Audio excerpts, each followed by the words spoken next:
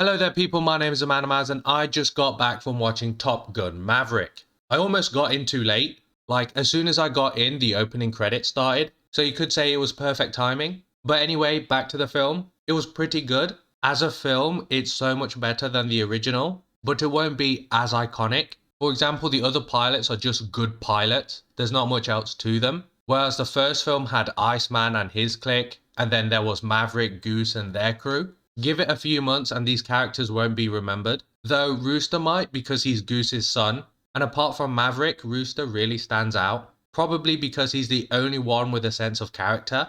And their relationship really carries the plot. It's the emotional anchor of the film. I get a lot of Creed vibes. If you haven't seen it, it's the Rocky spin-off. Now thinking about it, it's basically a pilot version of Creed, where Rocky or Maverick has to teach his dead friend's son how to do the thing that got him killed and feels responsible for. Wow, I said that really quickly, but one take. That's essentially the premise of the film. Don't get me wrong, it's still pretty good and it's not a knock on Creed either. It's just very similar. I feel like I've got off track a bit here. Anyway, the other issue, well, it's not really an issue, but certainly a weak part of the film, is the romance. It wasn't needed, it didn't add anything, and it almost felt shoehorned in. It could have been cut out and it wouldn't have made a difference to the film. Now, the good thing about this film is everything else. The action and the dogfights are just amazing to watch. It actually feels like you're in the cockpit. Apparently they filmed it with them actually in there, which is probably why it felt so real. And especially when everything is green screen and CGI, it's certainly a nice touch.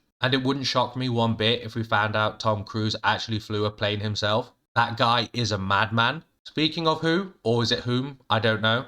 Tom Cruise's Maverick is so good. It's probably his best film and performance for a while.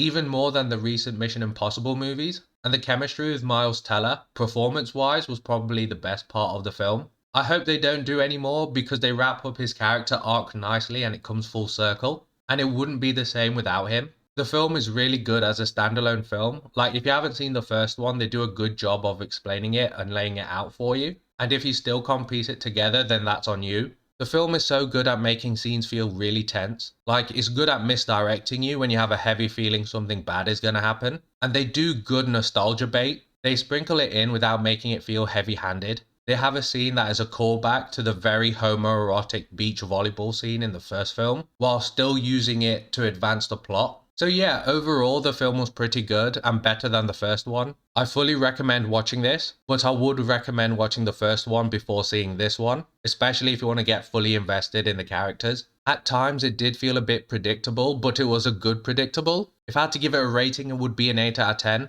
I might even watch it a second time, but we'll see. I hope you like my review. A like and subscribe would greatly be appreciated, and I shall see you next time, and peace.